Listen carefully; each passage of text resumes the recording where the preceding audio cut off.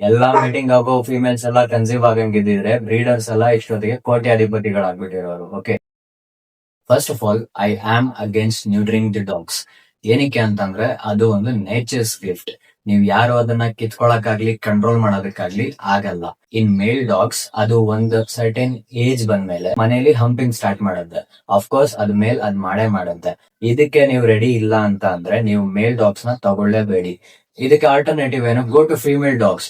ಜನಕ್ಕೆ ಒಂದು ಕನ್ಫ್ಯೂಷನ್ ಇದೆ, ಇದು ತುಂಬಾ ತುಂಬಾ ದೊಡ್ಡ ರಾಂಗ್ ಕನ್ಸೆಪ್ಷನ್. ಇದು ಫೀಮೇಲ್ ಗೆ ಹೀಟ್ ಸೈಕಲ್ ಬರುತ್ತೆ, ಆಬ್ವಿಯಸ್ಲಿ ಬಂದೇ ಬರುತ್ತೆ. ಹೌದು, ಯಾವಾಗ ಬರುತ್ತೆ, ಎಷ್ಟು ದಿನ ಬರುತ್ತೆ ಅಂತ ತಿಳ್ಕೊಳ್ಳಿ ಮೊದಲು. ಫಿಮೇಲ್ಸ್ ಗೆ ಹೀಟ್ ಸೈಕಲ್ ಬಂದು ಈಗ ಹ್ಯೂಮನ್ಸ್ ಗೆ ಹೇಗೆ ಮಂತ್ಲಿ ಪೀರಿಯಡ್ಸ್ ಇರುತ್ತೆ ಆ ತರ ಡಾಗ್ಸ್ ಅಲ್ಲಿ ಇರಲ್ಲ.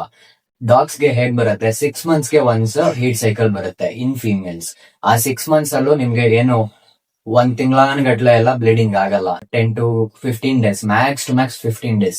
ಈ ಪೀರಿಯಡ್ ಅಲ್ಲಿ ನೀವು ಫಿಮೇಲ್ ನ ಹೇಗೆ ಕ್ಲೀನ್ ಆಗಿ ಇಟ್ಕೊಳ್ಳೋದು ಅದೆಲ್ಲ ನಿಮ್ ಜವಾಬ್ದಾರಿ. ಫಸ್ಟ್ ಆಫ್ ಆಲ್ ಫಿಮೇಲ್ಸ್ ನ ಕ್ಲೀನ್ ಆಗಿ ಇಟ್ಕೊಳ್ಳೋ ಅವಶ್ಯಕತೆನೂ ಇಲ್ಲ. ಏನಂದ್ರೆ ಅದೇನೇ ಡ್ರಾಪಿಂಗ್ಸ್ ಬಂದ್ರು ಬ್ಲಡ್ ಅದೇ ಕ್ಲೀನ್ ಮಾಡ್ಕೊಳ್ಳುತ್ತೆ, ಅದೇ ಲಿಕ್ ಮಾಡ್ಕೊಂಡು ಆ ಸರೌಂಡಿಂಗ್ ಏರಿಯಾದಲ್ಲೂ ಇನ್ ಕೇಸ್ ಡ್ರಾಪಿಂಗ್ಸ್ ಬಿದ್ದಿತ್ತು ಅಂತ ಅಂದ್ರೆ ಅದೇ ಲಿಕ್ ಮಾಡಿ clean ಮಾಡ್ಕೊಬಿಡುತ್ತೆ.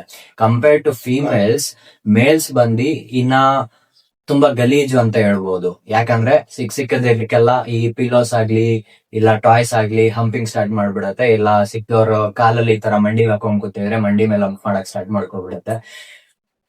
Okay, that things about. ಏನಂದ್ರೆ ಫಿಮೇಲ್ಸ್ ಗೆ ಮರಿಗಳಾಗ್ಬಿಡುತ್ತೆ, ಮರಿಗಳಾದ್ರೆ ಅದನ್ನ ನೋಡ್ಕೊಳಕ್ ಆಗಲ್ಲ.